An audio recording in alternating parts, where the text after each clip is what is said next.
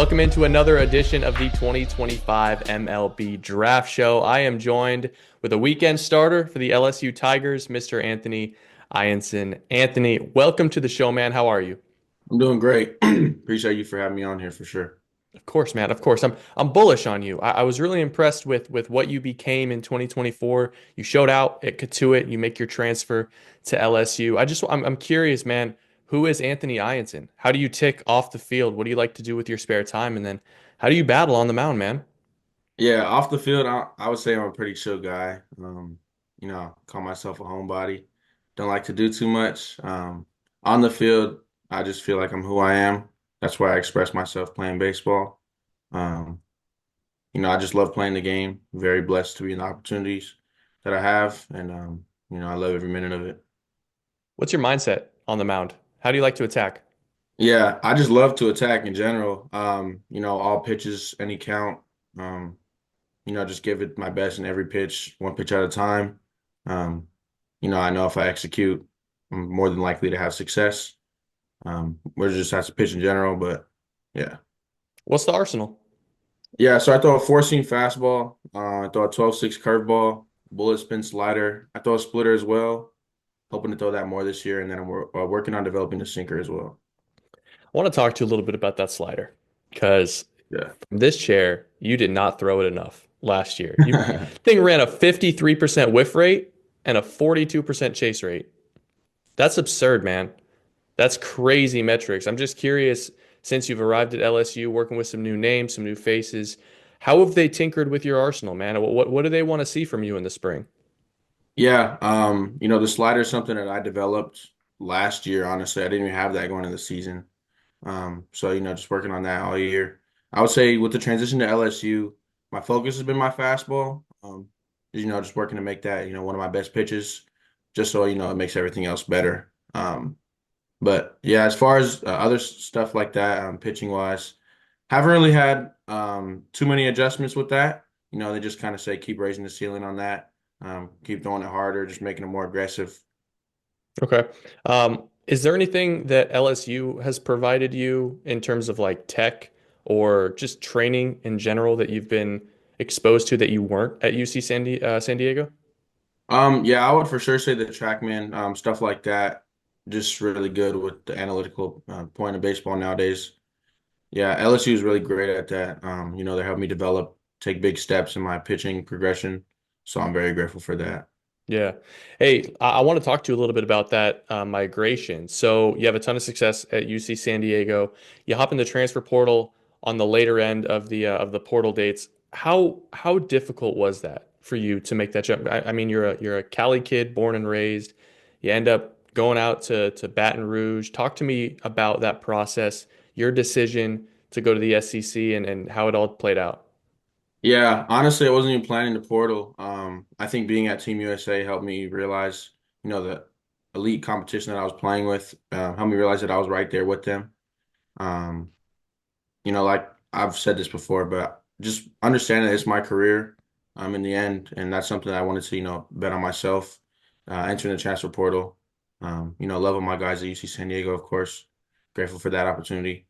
But yeah, I mean, wasn't even going to enter the portal. Entered it really late. Um, Had to navigate through, all the phone calls, stuff like that, especially with me entering last minute.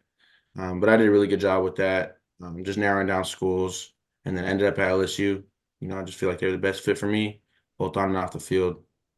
Does it surprise you at all as we'll call you and I mean this with all due respect, a reasonably unheralded high school player? You end up at UC San Diego. Does it surprise you at all that you find yourself at the premier program in the SEC here 2 years later? Yeah, honestly, I do. Had one offer coming out of high school, and that was UC San Diego. Hmm. Remember watching the World Series in my friend's garage and just being like, imagine playing at LSU, imagine playing at one of those big programs, and here I am now. So yeah, I would say it's pretty crazy, honestly. Yeah. I want to talk about that fastball a little bit. Up to 95 last year, mostly 90s to 92, touching on 93 here and there as you get into the third, fourth inning. We going to see a little bit more out of Anthony this year? You got a little bit more in the tank, or what are you expecting? Yeah, for sure. As it's been one of my major focuses, I'm excited to, just keep throwing that and see what that number turns out to be. I'm not too big on velocity, honestly. I'm just care about, pitching and playing the game the right way. I love that. I love that. Hey man, I like to tackle these interviews with an important question about adversity. Everyone has gone through it, whether it be on the field or off the field. What's the greatest example of adversity that you've had to fight through in the last 4 or 5 years of your life as it pertains to staying focused and succeeding on the baseball field? Yeah, I get this question a lot. Honestly, it has nothing to do with baseball. When I was 10 years old, I was diagnosed with something called achalasia. So it was an eating disorder. I was in the hospital for 10 days, had 5 procedures and one major surgery done. I lost about like 20 pounds in 2 to 3 weeks. It was just a really hard time for me and my family. I think coming out of the hospital and just, realizing the support that I had and just what I have everything that I need in life, with my support system, baseball, and everything like that. I think it just really opened my eyes, who I could become. And it just keeps me motivated every day. So, for sure. Yeah, that's a great story, man. All right, so as we look forward a little bit, you got 2 months, 2 months until opening day. Wow, man, it is right around the corner. What's the next 60 days look like for Anthony Eyanson? What are you doing to train? What are you doing to get better? What's your winter going to look like? Yeah, I mean, just keep throwing, lifting a lot. I love being in the weight room, so that's something that I'll keep pushing myself for.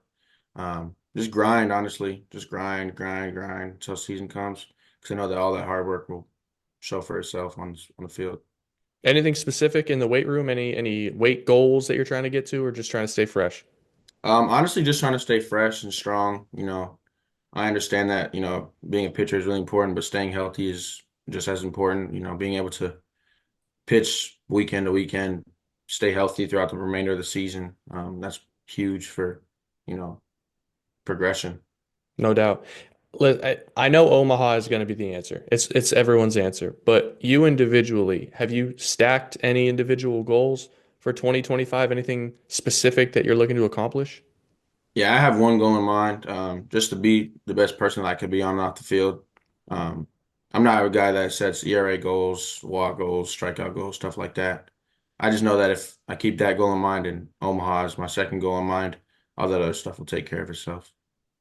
Is it weird seeing your name on draft boards? Yeah, it is honestly. Just being, like I said, under the radar most of my life. Some of it's starting to pay off, but keeps me motivated, keeps me working hard just to see more. So, I love it, man. All right, let's hit you with a couple of questions out of left field. Get you out of here. Let's say you pitch for the next 20 years, man. And let's say, I don't think this is going to happen, but let's say you come out of the bullpen. Is there a song that you're comfortable selecting as your walkout music for 20 years and you can't change it? 20 years. It's got to Oh, be a reflection of Anthony for 2 decades. that's a good question. I had a player last year say they would do "Riding Dirty" by Chamillionaire, and I said you're going to turn 30 and immediately regret that decision. Dang, that's a good question. I listen to so much music, so diverse. 20 years. Honestly, I'm gonna go old school. I would do more bounce to the ounce. Zapping. Yes, dude. That's what I'm talking about. Yeah, for sure. I feel like, 20 years, I would still be bopping my head to that walking out to the mound. It's timeless. That's what I'm talking about, dude. All right, second question. I'm going to give you just that Team USA roster, and I'll give you LSU too. Say the whole team goes out to a steakhouse, really nice restaurant. I'm talking $100 meals each. Who's the one guy, the one teammate that you would not trust to order food for the whole table? USA and LSU roster. I'm gonna go LSU roster Devin Sheeran. I'm not letting him order for me. Really? The new guy, Mount St. Mary's, huh? Yeah, nah, that's my guy, but I let him order for me at a ice cream shop not too long ago, and it was not that good. So I just have that to go off. Ice cream? How you mess up ice cream? What'd he get you? I just wanted a cup of vanilla ice cream with Oreos in it. Or it was brownies, I think. Yeah, brownies. And I ended up getting like an ice cream with like pecans, chocolate syrup, and it was crazy. So Not for you, I'm huh? going off that. All right, man. Last question. I end every interview with this. LSU or USA baseball, you choose. Who's the one guy, no shot, you're letting him date your sister?